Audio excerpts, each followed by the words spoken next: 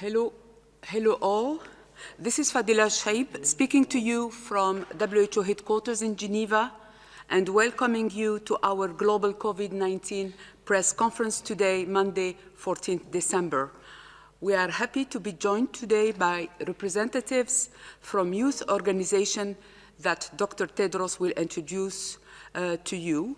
We will be talking about a global new initiative called Global Youth Mobilization for Generation Disturbed to support young people around the world in response to the COVID-19 pandemic and help alleviate the negative impact of COVID-19 on the development of young people. You will receive a press release about this initiative shortly. Present in the room are WHO Director General, Dr. Tedros, and Dr. Mike Ryan, Executive Director, Health Emergencies, Dr. Maria von Kerkhoff, Technical Lead for COVID-19, Dr. Bruce Aylward, Special Advisor to DG and Lead on ACT Accelerator, and Derek Walton, WHO Legal Counsel. Joining us remotely are Dr. Sumya Swaminathan, our Chief Scientist, Dr. Kate O'Brien, Director, Immunization, Vaccines and Biological. Welcome all. Simultaneous interpretation is provided in the 6 UN languages, plus Portuguese and Hindi.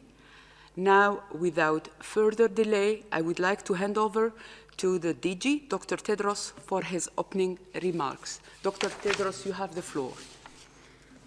Shukran Fadila.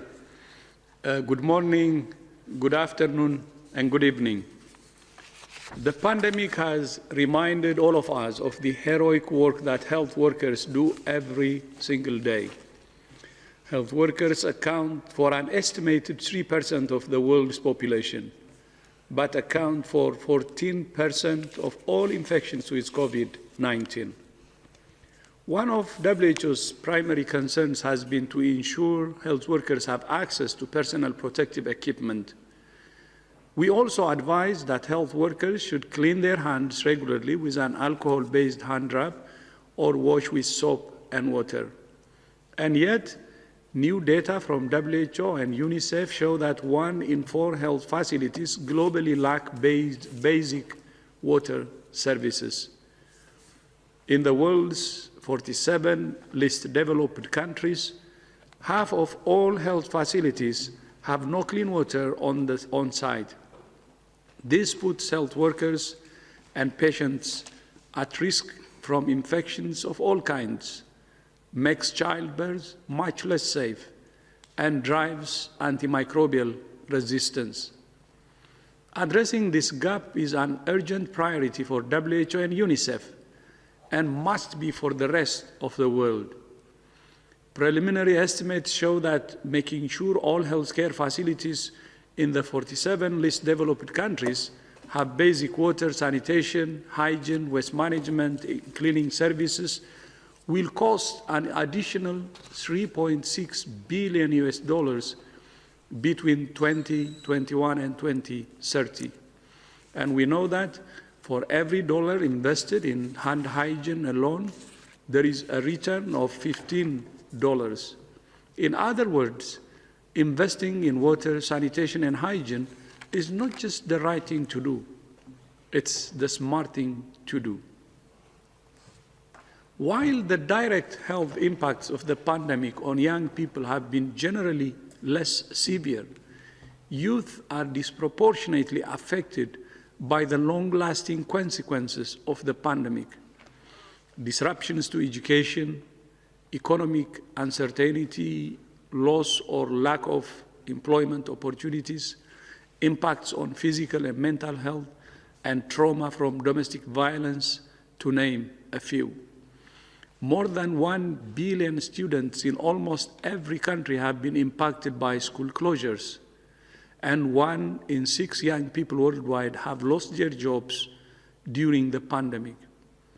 Throughout the pandemic, WHO has been working with young people and many partners, including UNICEF and UNESCO, in several ways. We have supported and amplified youth-led initiatives on combating misinformation and mental health. We have engaged young people in co-creating communication materials for young people about reducing the risk of COVID-19 transmission. We supported the youth-led COVID-19 youth survey to assess attitudes and awareness of young people about COVID-19. And we will soon be publishing the results of a global survey about how young people look for and use COVID-19 information online.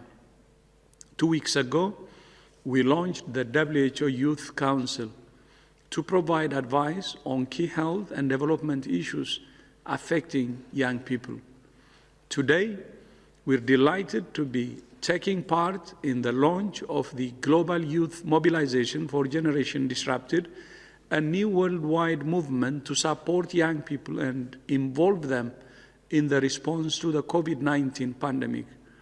This new initiative is being led by what's known as the Big Six youth organizations: the World Organization of the Scout Movement, the World Association of Girl Guides and Girl Scouts, the Young Men's Christian Association, the World Young Women's Christian Association, the International Federation of Red Cross and Red Crescent Societies, and the Duke of Edinburgh International Award.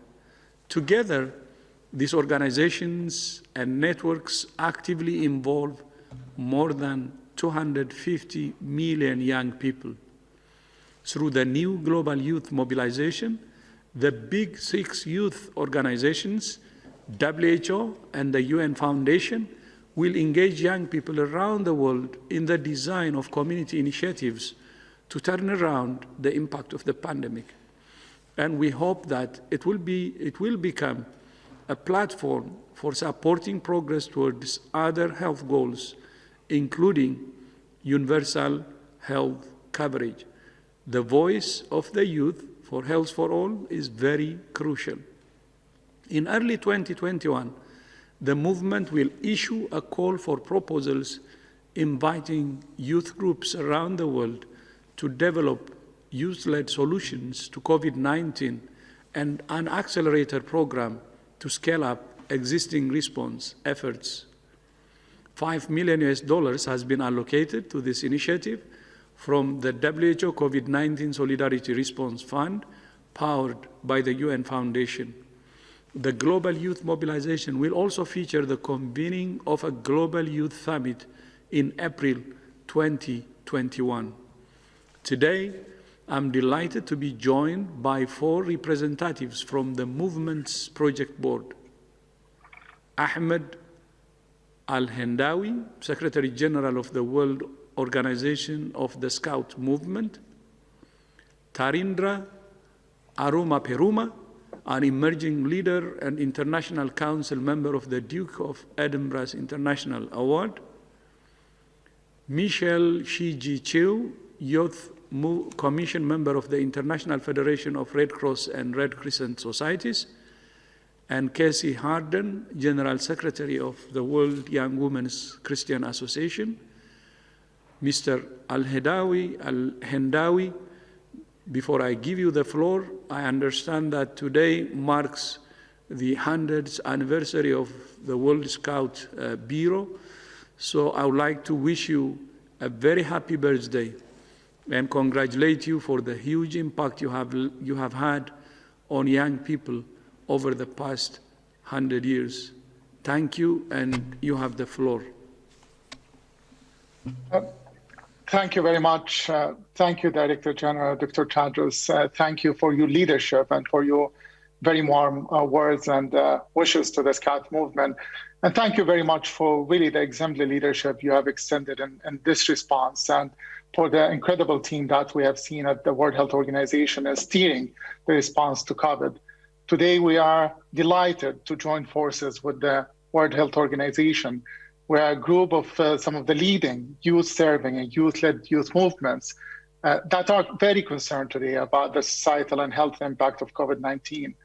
The COVID-19 challenge, as you rightly said, Director General, has paralyzed youth development and the ability of many young people to simply exercise their youth and to access opportunities to education or employment. And as you rightly said, we all know that the long-lasting impact of COVID-19 will be felt most by them. So these gaps need to be addressed. And we believe by joining forces and working together, we need to prioritize investments in young people. We believe that young people are opportunities in the response. They are not liabilities when we are combating COVID-19. And we need to engage with them, and we need to see the value of this engagement by recognizing the realities. Young people are calling for building back better, and they are calling for taking the lessons from all the things that went off a track before the pandemic. And I think it was a wake-up call for the world to think back of this youthful world that we have with half of the world's population the age of 25. So today, this global mobilization is bringing together leading youth organizations from serving over 250 million young people around the world. But it's not only limited to the big six youth organizations, the IFRC, the Scout Movement, WAGS, and together with the Duke of Edinburgh Award and our colleagues on the YMCA and YWCA. We also would like to engage more youth organizations, the smaller youth organizations, the youth organizations and youth groups who otherwise would not be able to access these opportunities. That's why we would like to salute the World Health Organization and UN Foundation for reaching out to all of us and for, in fact, for challenging us to come together and for coming up with solutions that would help in your response, not only to do and to deal with the health side of the pandemic, but also the societal impact of COVID-19. So this is an exciting moment indeed for us to join forces in investing and scaling up global youth-led response to the recovery efforts to COVID-19. Our mobilization is offering some unique solutions. As someone who has worked in youth development for years, we have been always calling for more funding and youth-friendly funding to support the local initiatives. So what concretely we will be doing, utilizing a fund of over $5 million and this global partnerships and community of supporter to the Global Solidarity Response Fund. What we will be doing is to accelerate some of these responses and solutions created by young people. We'll be investing, injecting more resources in youth-led organizations who, as I said, otherwise would not have access to these funding instruments. We will be scaling up existing response efforts. And as you rightly said, Dr. Tadros, we will be coming together to talk about how to build back better in a global youth summit in 2021 that brings young people and youth organizations across the world. So we're very excited about this mobilization. It's an exemplary leadership that you have shown and not reaching out only for, say, organizations who have traditionally engaged with the World Health Organization, but also other organizations who can be instrumental in building back better. Thank you very much. Thank you so much indeed. And I fully agree that this is not just about the big six, but involving all youth groups to lead the movement. So thank you so much for that, Mr. El-Hendawi. And now, Ms. Arumpa Peruma, and thank you for joining us today, and thank you for everything that the Duke of Edinburgh scheme does to engage and empower young people. You have the floor. Thank you, Dr. Tejas. We all know that this year has been incredibly difficult for all generations. It doesn't necessarily have to be young people, but every generation is touched by this pandemic. And despite the fact that COVID-19 impacts older generations more directly, we believe that young people have the most to lose. And definitely they will be continuing to lose for years to come. And that will be as a consequence of the pandemic. The impacts of COVID-19 have led 1 in 6 young people worldwide losing their jobs, which is definitely a stepping stone for their career development, and resulted in lack of employment opportunities and lots of uncertainty during these challenging times, which is devastating as a young person for in all our communities. And of course, talking about my own country, Sri Lanka, the job losses and the lack of opportunities has led to increase in mental health issues amongst my peers. And also to talk about a bit of a positive approach on this, there was also a significant growth in the innovative side of young people.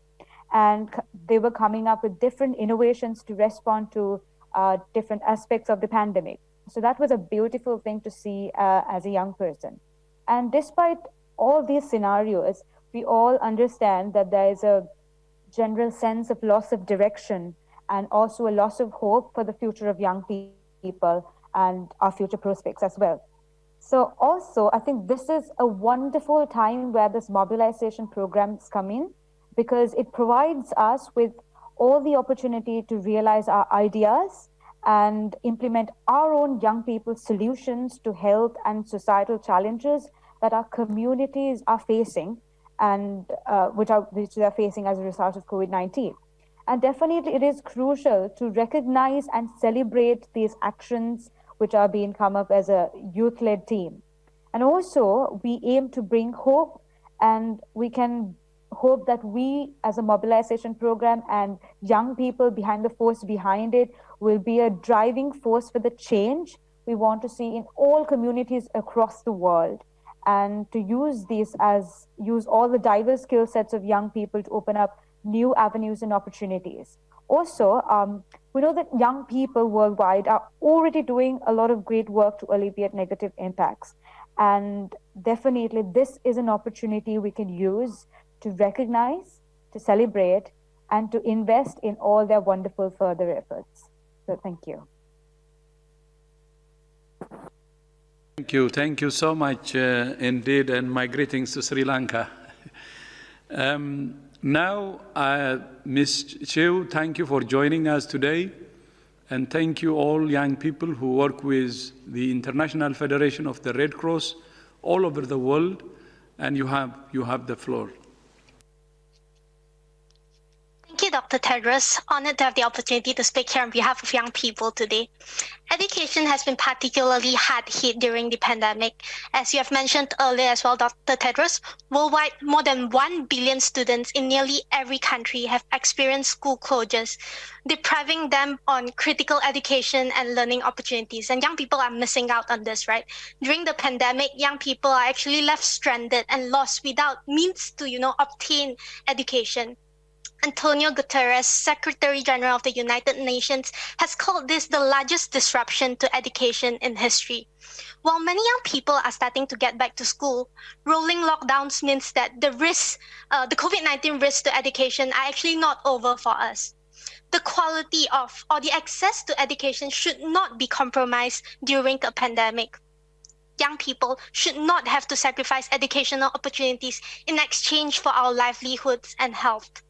Youth should still be able to learn and gain knowledge through various means, and this includes through informal and non-formal education. Therefore, this mobilization effort will actually help to provide young people with the resources for both personal and professional growth, while empowering us to take the initiative and propose our own solutions. Our generation is actually very aware of the social, economic, and environmental challenges facing us, our communities, and the planet. We are not silent, and we are not standing idly by. We want to help, and we are capable to help. We're really not super spreaders or troublemakers, but we are part of the solution in mobilizing and volunteering to see the change that we want in our communities. And this is why, as young people, we are really excited about this global youth mobilization, because it provides us with the platform to share our ideas, experiences, and solutions to build the post-pandemic future that we envision and want to live in. Young people want to build back better. Thank you. Thank you so much, Michelle. I fully agree, and we hope the global youth mobilization will bring significant progress. And now, Ms. Harden, thank you to you and the more than 130,000 volunteers who work with the YWCA movement all over the world, and you have the floor. Thank you very much. As the world's largest youth movements, the Big Six, we not only support youth, but we partner with young people. And we are so excited to champion this effort where we will have youth mobilized to lead the way so that we can all follow their excitement and their wisdom, like that which Michelle just shared. We will be supporting development of the solutions to help our world respond to COVID-19. And, you know, this effort, this approach is really a bright spot in what has been an incredibly challenging year. We know, as the Big Six, that young people do amazing things for humanity, and this effort is really intended to further enable our young leaders and local and national youth organizations to take really good ideas, the wisdom that they have, to action and to innovate in support of their communities and our global community. And we also know that a useful, a successful, and effective pandemic response must involve young people, and it has to be relevant and it must respond to their realities, which is why we need to look to the youth leaders. We have a real chance here to do something quite remarkable, to come together, policymakers, governments, businesses, civil society leaders, youth organizations, for all of us to really come together and create a new deal for young people. We've already seen momentum around this really compelling initiative with ambassadors and influencers, as well as global brands like the NBA, Disney, and FIFA, taking interest in the plan and this collective vision. And as been stated, the doors are open for other partners. We know that that's really what's going to make this vision manifest. And that's partners from all sectors joining us, expanding the outreach and the impact of this global youth mobilization. Working together is really the way that we'll reach the scale that's baked into the plan and into the vision.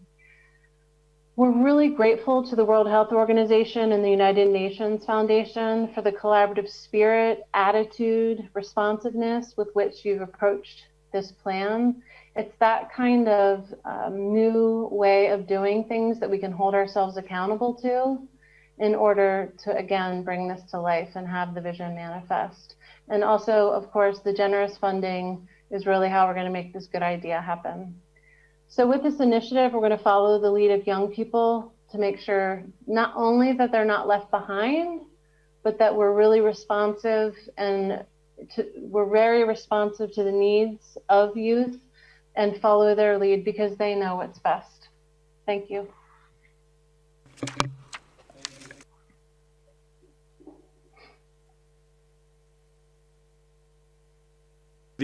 Months to engage young people all over the world in the response to COVID-19 and to building a healthier, safer, and fairer world. Fadila, back to you. Thank you, Dr. Tedros.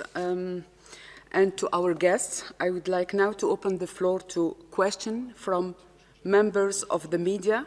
I remind you that you will need to raise your hand.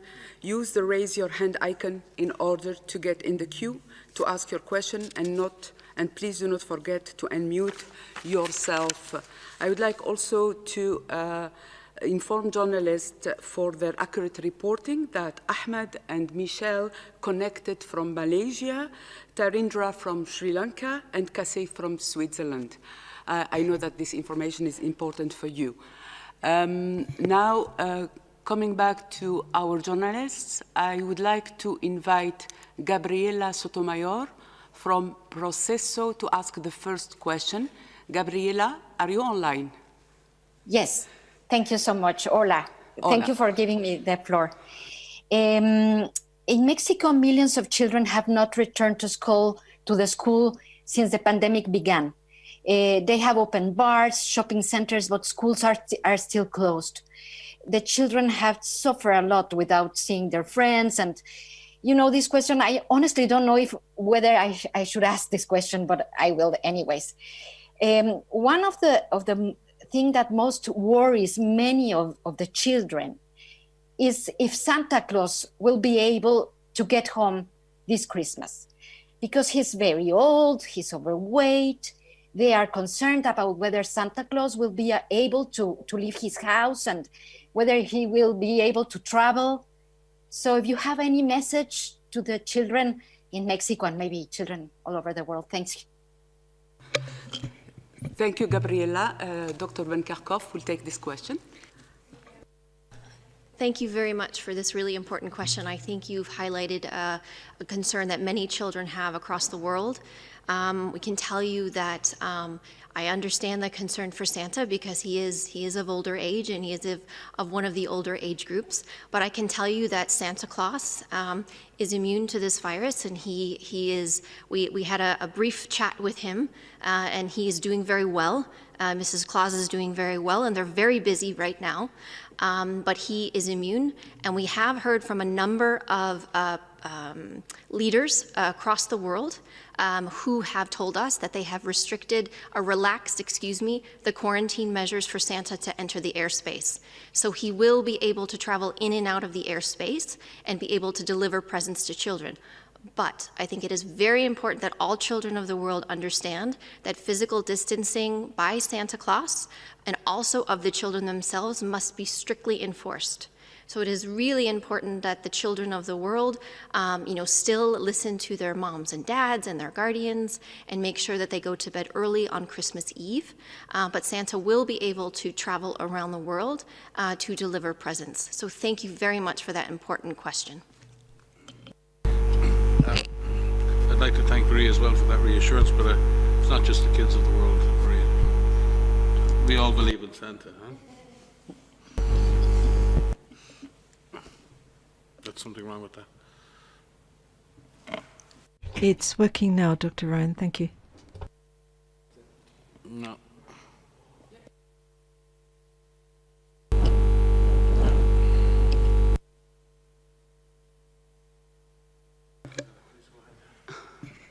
Yeah, thank you, Dr. Ryan. I would like now to invite Bianca Rothier from Globo to ask the next question. Bianca, are you with us? Bianca, are you online? Yes, now I think I am. Yeah, please go ahead. Can you hear me? Yes, very well. Go ahead, please. Yeah, thanks, Gabriela, for this beautiful question, and Maria for asking. And my question is on vaccines. And as the phase 3 studies have been showing, the new vaccines seem to have a very high efficacy to prevent people from getting sick. But how does WHO see the risk about vaccinated people spreading the virus to others? In this sense, should vaccinated people continue to use masks, not for themselves, but to protect the others? Thanks. Thank you, Bianca. I would like maybe to ask if Dr. This isn't the really necessary. No, that's not working. Yeah. I can come in, Fadela, I can come in. Yes, Dr. Swaminathan, you have the floor. Yeah, I think Dr. Ryan needs his mic fixed. That's a very good question. And I think the answer is that we still don't know with many of the vaccines whether it is going to prevent a person from getting infected. So the vaccines have been shown to be efficacious against developing disease. What we hope is the vaccines will also prevent infection so that transmission can be cut as well. But as of now, we don't have the evidence to do that. So it's really important that everyone who gets the vaccine continues to take precautions. At least in the beginning, we know that very few people are going to get the vaccine. It's going to take time to ramp up. And therefore, it's really important that everyone continues to take the precautions, the distancing, the mask wearing, the hand washing, the avoiding of crowded places, and so on, because it's going to be a while till we achieve that herd immunity that's necessary to protect everyone in the community. So I think till then it's really important, and also till we get more data from the clinical trials that are going on now to understand more about the protection these vaccines offer against infection, against transmission, against disease, and against severe disease. And different vaccines may have different properties. So I think we are watching and waiting to learn, but I think till then it's an important message to be sending out. Thank you. Thank you, Dr. Swaminathan. Dr. O'Brien would like also to make some remarks. Dr. O'Brien, you have the floor.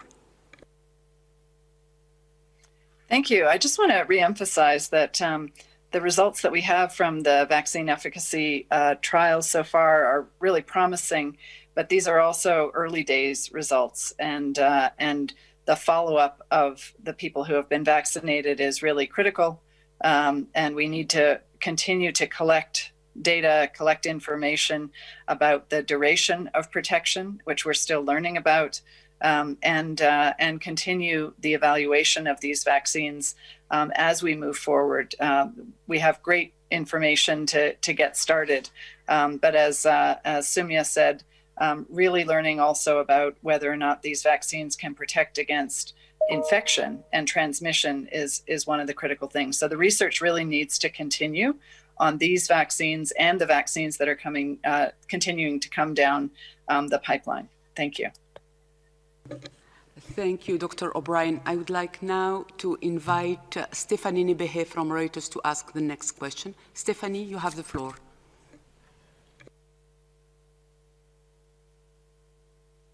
Thank you. Yes, sorry. Hello. We were interested in hearing a little bit more about this report issued by WHO's European office that was posted in mid-May and then withdrawn. I'm sure you're familiar with it. Today it was, reissued to reporters with the caveat that it was not endorsed by WHO and contained factual inaccuracies. I wonder if you could say what those factual inaccuracies were and whether you might comment on reports in Italian media that Mr. Ranieri Guerra may be removed from his position as vice president of WHO's European office following reports that he may have put pressure on the authors to remove that report. Thank you. Thank you, Stephanie, for this question. This is a matter for our office in Copenhagen, and I will be happy to connect you with our office there later on. Thank you, Stephanie. Next question will be to Simon Ateba. Simon, are you with us? Yes, I am. Thank you for giving me the floor. This is Simon Ateba from Today News Africa in Washington, D.C. And here in the U.S., the first COVID vaccine shot were administered this morning. An ICU nurse was the first person, Sandra Lindsay, to receive the first shot. But there's still a lot of skepticism out there. Some people, the polls show that they are the number of people who are ready to receive the vaccine is still relatively low. And I was wondering if the WHO has a game plan for Africa once the vaccine reaches there. Do you have a way of enforcing communication or to ensure that people are more likely to receive the vaccine in the continent? Thank you. Thank you, Simon. Dr. Ryan? As I said previously, and Kate may come in on this as well, again, I actually think that Africa has had huge success in the past, has more experience in mass campaigns probably than any other continent in the last number of years, be it cholera, yellow fever, polio, and measles mass campaigns. And in that sense, African colleagues and African health authorities, African NGOs and African communities are very used to the micro-planning and communication processes needed to run successful immunization campaigns and actually routinely achieve very, very high levels of compliance and demand and levels of vaccination. And in fact, as I said last week, Africa has just kicked wild polio out of Africa after vaccinating hundreds of millions of children over decades. So Africa has the capacity, has communities who understand the value of immunization, but obviously, like in all continents now, misinformation and disinformation are an issue. We've been working very, very closely with the Red Cross movement and with UNICEF and others on improving community engagement and improving risk communication. And I know Kate and others have been working very closely with readiness plans at country level, which include built-in a strong component of community engagement and social marketing for demand. Kate may wish to comment on that, but this is certainly a major part of any national vaccine action plan. community engagement and acceptance are a massive part of the success of any vaccination intervention, and will be again this time. But I have every confidence that Africa has shown the way before, has demonstrated actually how to do large community-based campaigns. What we need to do is get vaccines for Africa and for other developing countries. The issue now, for me, is not about demand in Africa, it's about generating supply for Africa and other developing countries, and that needs to happen soon.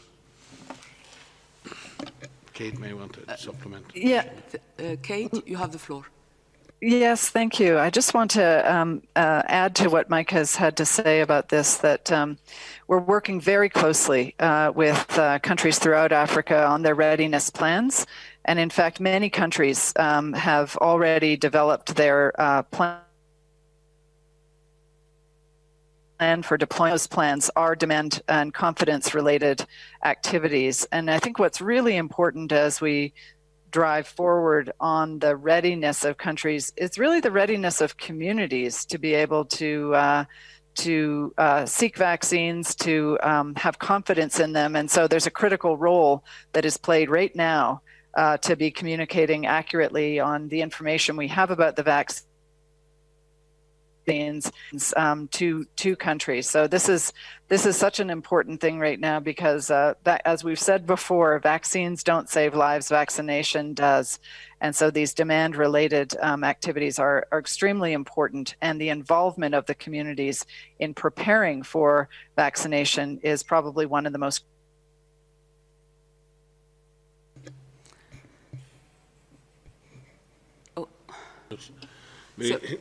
Maybe just supplementing again on Kate, we lost her there, but again recognizing the important and crucial role of the African Union, the Africa CDC, our regional office for Africa under the leadership of Dr. Chidi Moeti. There's a lot of international work going on to align all of our strategies, working very closely with UNICEF, with the Red Cross movement, with MSF and others, and local, national and local NGOs. This was going to require all hands on deck. It's going to require a whole of society approach, a prepared community. It's not just about preparing for vaccination and logistics and cold chains. That's very important. But communities need to be prepared. We need to generate that demand and that acceptance of the vaccine. And that requires a very careful dialogue with communities and the provision of clear and easy to understand information, and the availability of medical practitioners and health workers to be available to answer questions, both directly at community level and through the media. It's no different in Africa than it is anywhere else. But I've always been impressed at the level to which African communities engage with health interventions. They, more than anyone else, understand the value of community-based interventions and have seen the value of vaccination. And I have every confidence that when our African communities are presented with this vaccine, they will take it. But again, sometimes Africa is seen as a single continent, like a single country. Africa is hugely diverse, and there are situations on the African continent of fragility and conflict. There are areas in which we have ethnic and other tensions. There are areas in which there's exclusion and marginalization.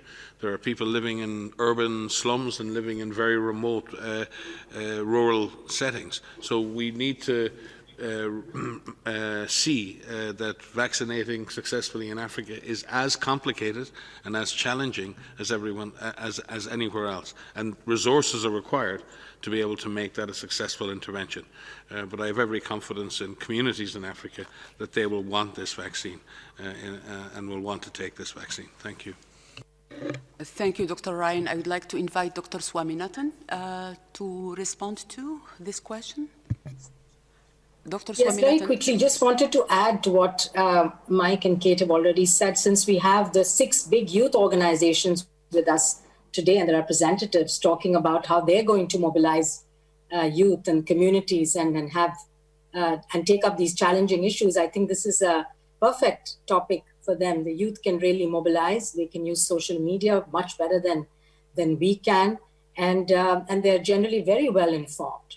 And I think they can influence their parents and their grandparents if they get the facts right and they spread it through their networks into the community. So just a shout out to our young friends leading the big youth movements around the world to play a role in improving vaccine acceptance, not just for COVID-19, but for all diseases like measles, for which we have increasing numbers of people coming down with measles, despite the fact that we've had an effective and safe vaccine for years.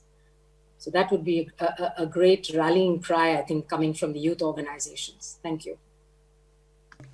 Thank you, Dr. Swaminathan. Just reminding journalists that our youth participants are still online, so if you have any question to them, please don't hesitate. In the meantime, I would like to invite the Daily Telegraph reporter, Anne Killen, to ask the next question. Anne, are you with us? Oh, hi, yes, can you hear me? Yes, very well. Go ahead, Great. Anne. Thank you very much. Today, Matt Hancock, the UK Health Secretary, said that the UK had identified a new strain of the coronavirus virus, and I wondered if anyone at the organisation knew anything about this strain and whether you had any comment to make on it. Thank you. Yes, thanks for the question. Yeah, we are aware of this genetic variant, I think reported in about 1,000 individuals in England, and the authorities in the UK and under Matt Hancock's leadership obviously are looking at the significance of this. We've seen many variants, as we've always said here. This virus evolves and changes over time, and we've seen different variants emerge. The question is, what is their significance in public health terms? Certainly looking at this particular variant seems to have become more prevalent in the UK. We'll obviously need to work with our international lab network to see if that variant is becoming more prevalent on an international basis. But again, to say that this kind of evolution or mutations like this are actually quite common. The question, as we've had most recently with the mink variants in Denmark and the previous variations in the virus, does this make the virus more serious? Does it allow the virus to transmit more easily? Does it in any way interfere with diagnostics? Would it in any way interfere with vaccine effectiveness? These are questions. None of these questions have been addressed yet, and we have no information to suggest that any of that is the case. And that is why each and every time we see a significant variant, we have to take the time to assess its significance. I'm sure the UK authorities are doing the responsible thing, as they are, in really looking at this, in informing and putting this up on public websites. I think, like I said, they've already uploaded the sequences for everybody else to look at. It is the height of transparency. It is state of the art in the way in which national authorities communicate with other national authorities and with WHO. It shows absolute transparency, and we have every confidence in the UK scientific capacity to understand this variant and to work with us and experts around the world to do the same. Maria may have more details on the specific variants, the specific variant and the findings so far. Maria? Yeah, thanks, Mike. And yes, and just to say that, yes, it has been reported to us through our IHR channels, and that's very helpful for us to see. But this is a variant, it's this N501Y that's actually being monitored already by our virus evolution working group. It's come up in the context of a mink variant identified elsewhere. So as Mike has pointed out, I think what is really important is that you understand that there is a process by which WHO, working together with scientists around the world, are evaluating each one of these variants that are being identified, and to understand the significance of this in terms of the virus's behavior, as its ability to transmit or its ability to cause different forms of disease. But those studies will be underway, and those studies are underway in the UK, and we're directly working. In fact, in my inbox now, there's a discussion that's happening right now with our virus evolution working group, particularly specifically on this. And so that's really important that that laboratory work is done to evaluate any potential significance, and we're not necessarily saying that there is. That research needs to be done, and then to do a proper risk assessment to determine if this variant or any variant that is identified has any impact on any products. So this is a process, it's a robust process that is in place. It's been in place in one form or another since January. It was formalized into a working group in June. And so we will follow up are following up with our colleagues in the UK, and we thank them for reporting this, and for all countries who are doing full genome sequencing and who are making these full genome sequences available. I think it's worth noting that more than 250,000 full genome sequences have been made available on platforms like GISAID and others. We're very grateful for this, and we hope that that will continue, and we hope that that will be expanded to more countries of the world. Yes, and I think importantly at the end there, Maria, recognizing the work, and most of this work is actually voluntary by non-profit organizations like GISAID, who've been posting these sequences since the very first weeks of this response. And we would just do a big shout out to all those staff and analysts who are analysing these specimens and stewarding these specimens and getting them up online, sometimes without the necessary resources, without the necessary IT tools and the rest to do that most effectively. And after a year of this, we'd just like to say thank you to all those collaborators, and a shout out especially to my colleague Peter Bogner at GISAID. This wouldn't have got done without you, Peter. Thank you. Have an update as we're sitting here. So from our colleagues in the UK, so there's no evidence so far that this variant behaves differently, but of course we're being cautious to evaluate this properly, as I explained. And so what they're looking at is to see if there's any changes in the development of neutralizing antibodies. And that is something that will be tested for all of the variants that are identified. So far we don't have any evidence that this variant behaves differently. So I just wanted to provide that quick update. But we will continue to evaluate and inform you of any changes. Thank you. I would like now to invite Maya Plans from UN Brief to ask the next question. Maya, can you hear me? Yes, thank you very much, Fadela. My question is regarding WASH, the partnership with UNICEF. What are some of the programs that are going to be rolled out, that will be started in 2021? Can you hear me? Yes, very well. Dr. Ryan will respond. No, we're very pleased to see that joint strategy rolled out, and I don't have the exact details of the projects to be rolled out in the next year, but they will focus on ensuring that we can make healthcare facilities safer for frontline workers, but more importantly, safer for patients. When we look at COVID-19 in general, it's exposed some very brutal shortcomings in our healthcare delivery systems. Standards of care. We are now working so hard on trying to improve oxygen availability for COVID-19. But the reality is that thousands of people die every year in hospitals because there is no high-quality source of medical oxygen. We're hoping that COVID-19, having highlighted this issue, we can work with other agencies to deliver on that, and we're doing that. Equally, infection prevention and control, in terms of ensuring health workers are protected and ensuring that infections do not spread in hospitals. This is not just important for COVID. This is important for antimicrobial resistance. This is important for Ebola. This is important for so many other diseases. And finally, water and sanitation is absolutely essential to basic safe care for people, for mothers to deliver safely, for operations to be carried out safely, and for basic hygiene and cleanliness around hospital environments. It's frankly, it's a tragedy, but it's also an abomination that in the 21st century, we cannot, and have many, many hospitals around the world that don't have a safe source of water.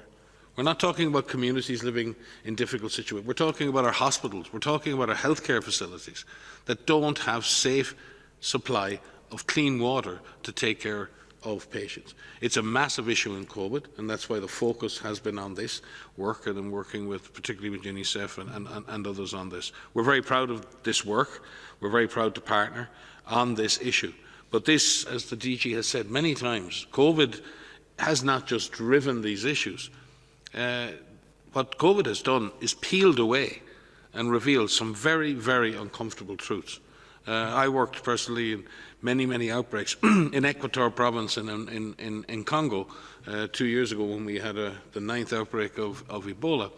In a major city, it was difficult to find a hospital in a major city that had fresh, clean, safe running water.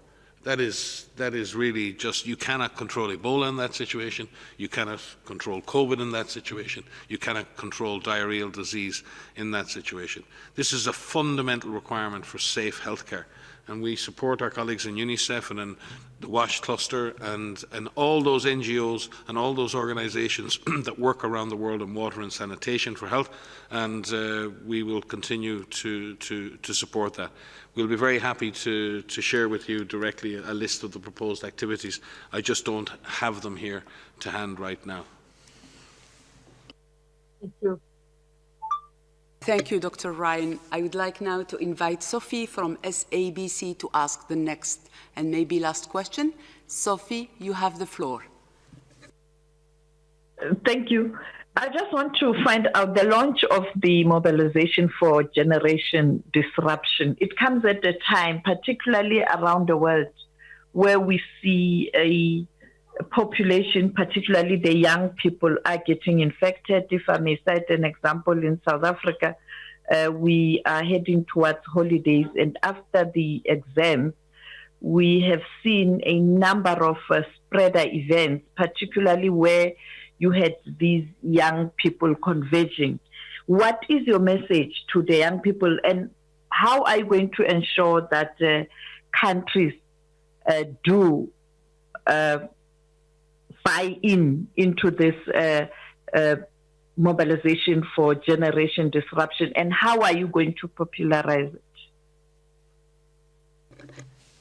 Thank you, Sophie. Ahmed Al-Hindawi, I think, is still with us, as well as the other speakers. Ahmed, did you hear the question from Sophie? Yeah, I did. I think it's a very, very important question, and there are two parts to this question. The first is about better understanding the reality of young people under a pandemic. The reality of young people on their potentials have been disrupted, their ability to access, and as I said in my introductory remarks, their ability just to exercise their youth, that social interactions, or that ability to access education, or to do the transitions to employability, or the transitions to form families.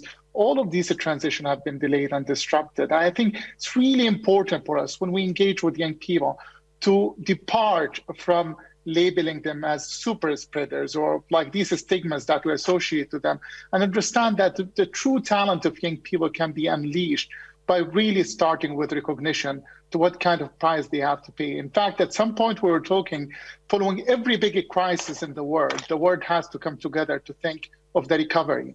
This generation of young people deserve to be bailed out and recognized for what kind of challenges that they have been facing before the pandemic and have been accelerated and exacerbated during it.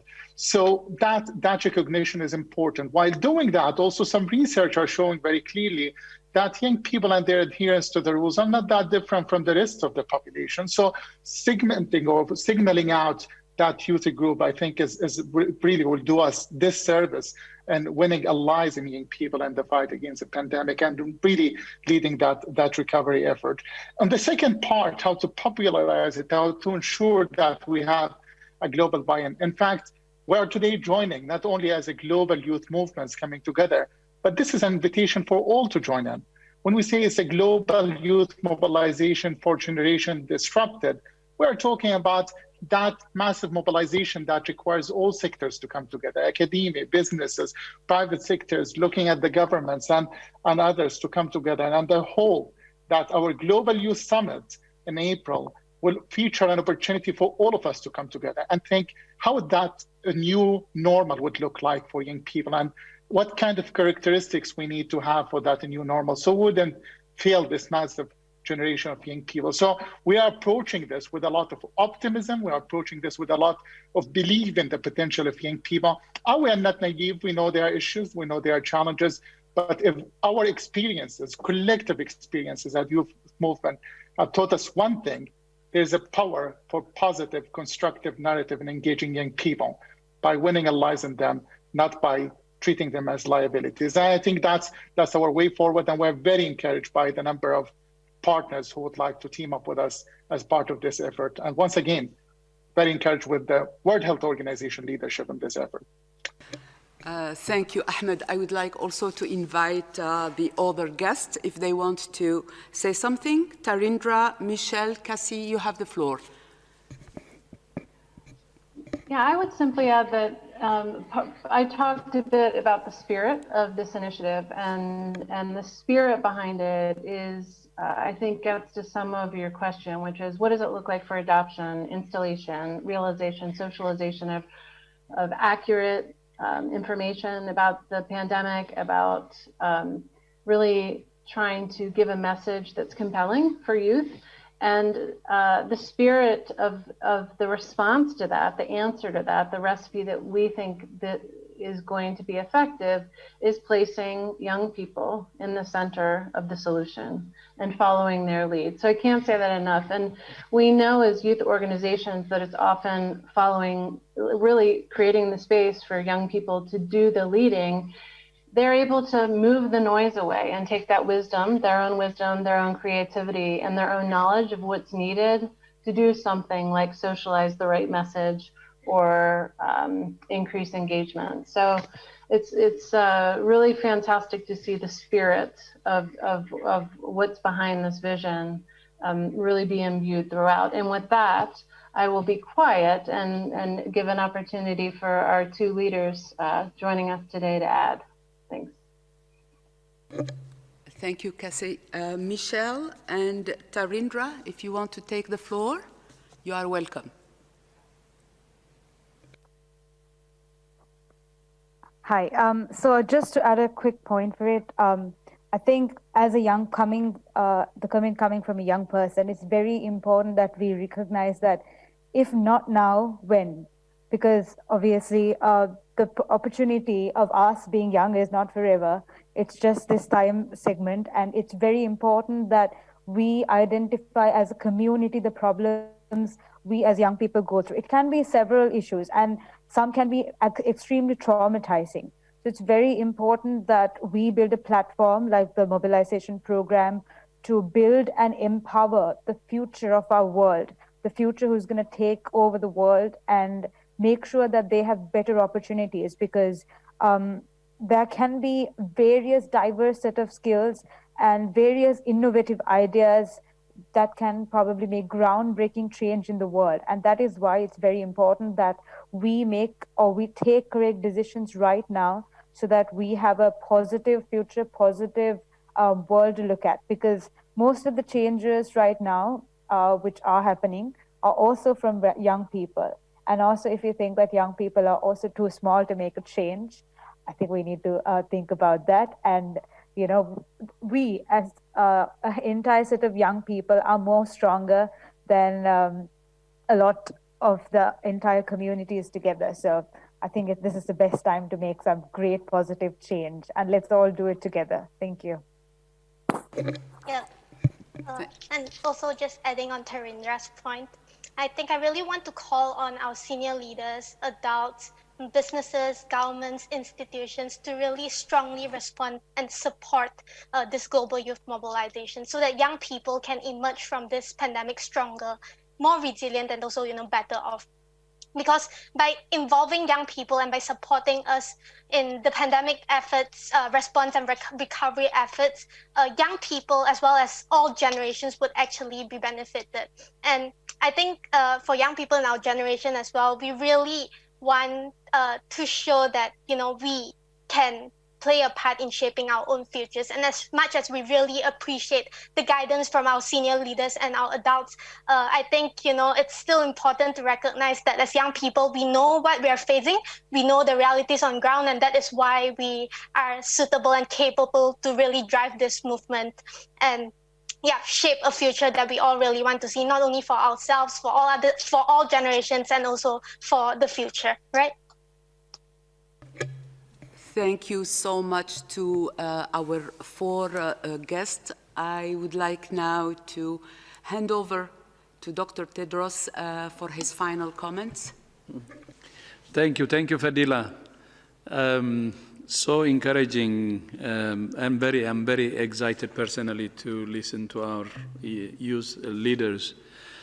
And I fully agree that the youth should be at the center of the solution. and taking a lead. That's very important. And as Michel said, have a chance to shape up the future.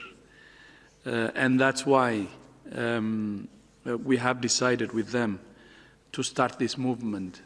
And it's going to be part of the bigger movement. And as Ahmed said earlier, not just this 6 big, but we will mobilize all youth groups to really take the lead. As you remember, we had announced, launched the Youth Council. Members of the Youth Council, Advisory Council for WHO, will be leaders of the different global youth associations.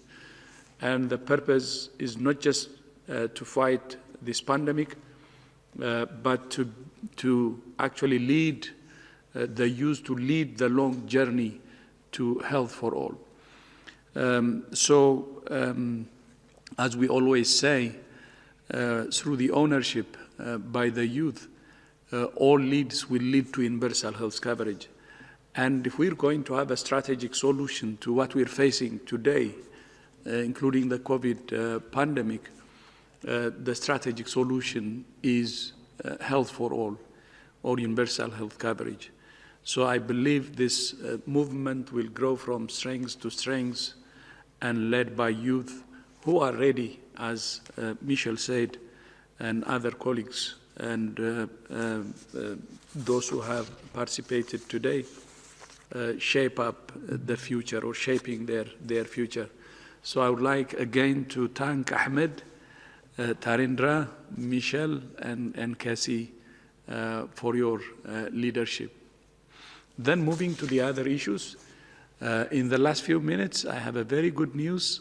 Canada has announced a significant funding commitment to the Access to the COVID-19 Tools Accelerator. And I would like to thank Canada and Prime Minister Trudeau for the solidarity and generosity expressed to help COVAX facility succeed. So thank you so much, Canada.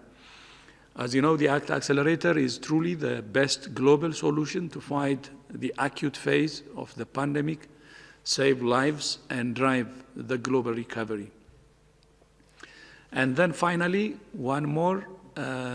Today, as you know, marks the 70th anniversary of the founding of UNHCR, the UN Refugee Agency.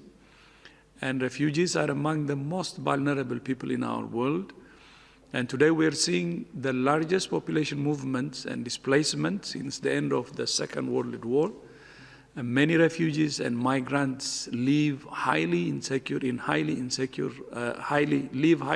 lives on the fringes of society, often in fear and often without access to essential health and other services. To change this situation, it's vital that all countries include refugees and migrants in national health plans as part of their commitment to universal health coverage.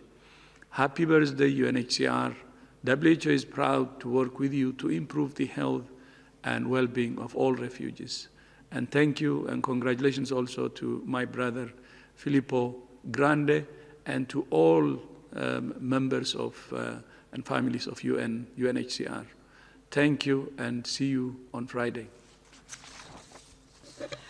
Thank you, Dr. Tedros, to our youth leaders and to our colleagues for this press conference. Many thanks also to journalists who are following us regularly. I would like just to remind you that we will be sending the DG opening remarks and the audio file shortly after the end of this press conference. The transcript will be available to you tomorrow morning. Thank you again and have a nice evening.